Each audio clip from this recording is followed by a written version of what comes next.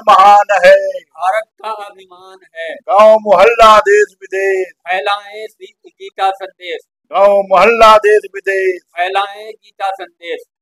श्रीमद् भागवत गीता वैदिक न्यास ने बुलंद की आवाज, सनातन को प्रचार प्रसार करने के लिए उठाए जाएंगे ठोस कदम। युवाओं को सनातन के प्रति जागरूक करने की पहल करेगा श्रीमद् भागवत गीता वैदिक न्यास।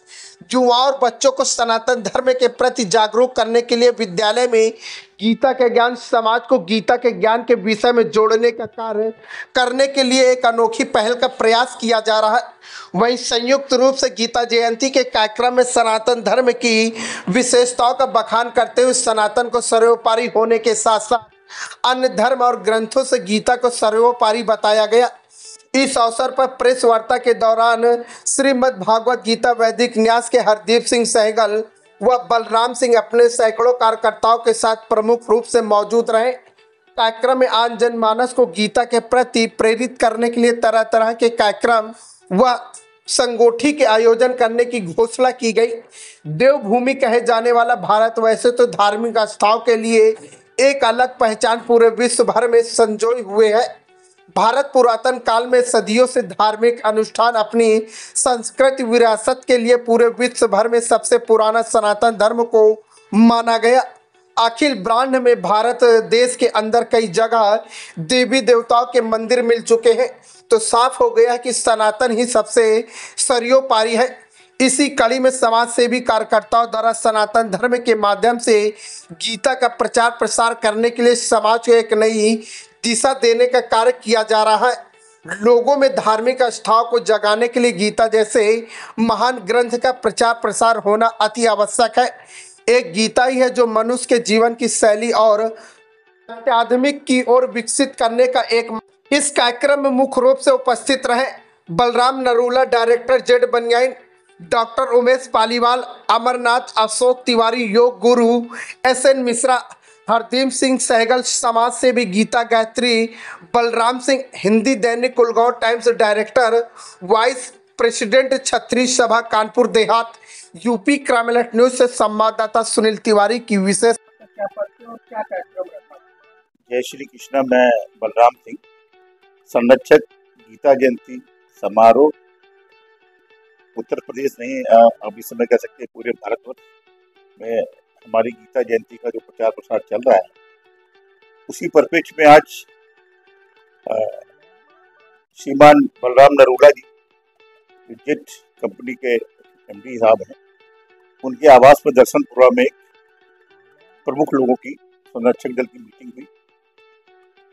उस मीटिंग में यह एजेंडा रखा गया कि गीता जयंती का प्रचार प्रसार जब तक नहीं हो पाएगा, जन जन में तब तक नहीं पहुंच पाएगा जब तक हमारे घर की महिलाएं, हमारे घर के बच्चे, हमारे घर के पारिवारिक जन पहले अपनी शुरुआत हमें परिवार से करनी। उसी परिप्रेक्ष्य में लोगों ने अपने विचार रखे। उसमें प्रमुख रूप से डॉक्टर उमेश पालीवाल जी, जो आज उत्तर प्रदेश ही नहीं भारतवर्ष में किसी नाम का मोहताज नहीं है, जो बहुत तन मन धन से बलराम नरूला जी साहब, उमेश पालीवाल जी, माननीय अमरनाथ जी प्रचारक साहब, RSS के अशोक तिवारी जी, हमारे हरदीप सहगल साहब, हमारे योग गुरु SN मिश्रा जी, ऐसे बहुत प्रमुख हस्तियां आज थी। उसमें ये तय किया गया कि आज से ही हमें अपने घर के शुभ अवसरों पे, जैसे हमारे घरों में बच्चों के जन्म उत्सव मनाए जाते हैं, तो हम गीता जयंती का पाठ कराएं, घर में बच्चों को बिठाएं। अब गीता जयंती का प्रचार प्रसार जब भी होगा जब तक हमारे परिवार संस्कार में नहीं आएगा, तब तक हम प्रचार प्रसार नहीं कर सकते। कुछ लोगों से शुरुआत होती है, इसकी शुरुआत हो चुकी है। विगत 3 वर्षों से हम लोग अथक प्रयास कर रहे हैं और वो दिन दूर नहीं जब घर घर में हम लोग गीता का प्रचार प्रसार कर पाएंगे कि हमारे घर में हमारे बच्चों का जन्म उत्सव 1 सितंबर को है। सभी आमंत्रित सदस्यों को हमने कहा कि सर्वप्रथम ये कार्य मैं बलराम सिंह खुद स्वयं अपने घर से शुरुआत करूंगा। 1 सितंबर को आने वाले सितंबर 1 को आप लोग देखेंगे कि मेरे घर से इसकी एक नई शुरुआत होगी। ये शुरुआत बहुत बृहत रूप लेगी। उसी परिप्रेक्ष्य में आज हम लोगों ने मीटिंग करी और मैं आपसे निवेदन कर रहा हूँ, सनातन प्रेमियों से निवेदन कर रहा हूँ, अपने हिंदू समाज से निवेदन कर रहा हूँ कि आप लोग इसमें प्रचार प्रसार में, गीता के प्रचार प्रसार में अपने को बिल्कुल ढाल लीजिए। और विधिवत जानकारी के लिए हमारे बहुत वरिष्ठ समाज सेवी हरदयाल सिंह जी सहगल साहब बैठे हैं, ये विधिवत चर्चा आपको सहगल साहब बताएं। क्या परिचय है आपका? जो कार्यक्रम रखा गया है, इस कार्यक्रम का मुख्य उद्देश्य क्या है? मेरा परिचय, मैं हरदीप सिंह सहगल, अंतर्राष्ट्रीय हिंदू एकता परिषद में अध्यक्ष की जिम्मेदारी निभा रहा हूँ। और मेरा एकमात्र उद्देश्य है कि सनातन धर्म का प्रचार, सनातन धर्म का उत्थान, जो आज हमारी नई पीढ़ियाँ, ज़्यादातर हम लोग भी बहुत हद तक उसको भूल चुके हैं, लेकिन नई पीढ़ियाँ तो एकदम ही उससे किसी तरह से वाकिफ नहीं।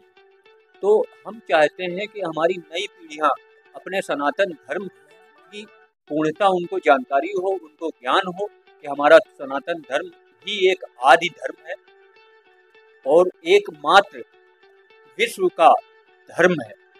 और कोई भी कहे जाते हैं लेकिन कोई भी धर्म नहीं है, बाकी सब मजहब या पंथ हैं जो इसी से विरक्त होकर पैदा हुए हैं।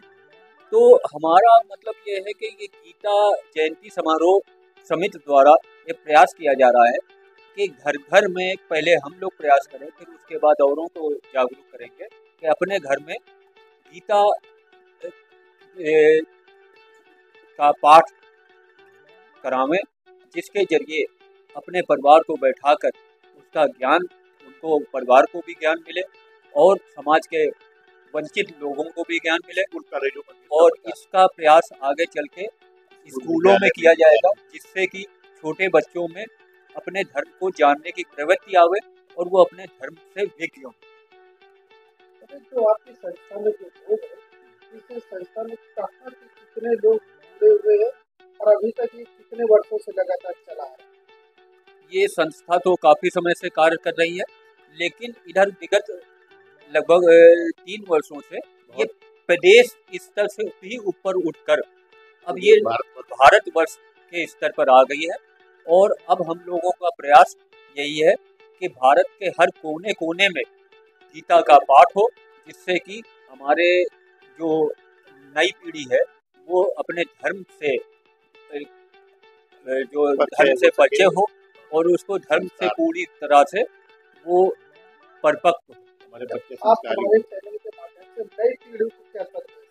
नई पीढ़ी को हम संदेश यही देना चाहेंगे कि जो देश, जो राष्ट्र अपने धर्म से वंचित हो जाता है, वो उसका हर्ष अफगानिस्तान, बांग्लादेश की तरह ही होता है। आज कहने को तो 57 मुस्लिम कंट्रियां हैं, लेकिन आप लीबिया, सीरिया, मिस्र, आपका बेल्जियम और इस टाइप के तमाम ऐसे नाम के जहाँ के हालात देख लीजिए, सूडान, तो आप ऐसे तमाम नाम देख लेंगे जहाँ गृह युद्ध के पोजीशन चल रही है। तो हमारा भारत इतनी समस्याओं को झेलने के बाद भी, इतनी विरक्तियाँ, इतना ज़्यादा इसमें जो ईसाई धर्म के लोग भी यहाँ पर अपने को पूर्णतः अधिकार से रह रहे हैं, आपके मुस्लिम मजहब के लोग भी रह रहे हैं और सिख पंथ के भी लोग रह रहे हैं, लेकिन इतनी विविधता के बाद भी हमारा भारत जो है हमेशा अग्रसर है। और उसके लिए हमारा जिम्मेदार हमारा सनातन धर्म है कि अगर हमारा सनातन धर्म जीवित है, इसीलिए विश्व का कल्याण है। जिस दिन हमारा सनातन धर्म खत्म हो जाएगा, तो सनातन धर्म तो कभी नहीं खत्म होगा, वो आदि धर्म है, लेकिन जिस दिन इसका पतन होगा उस दिन जो है विश्व में हर तरफ त्राही त्राही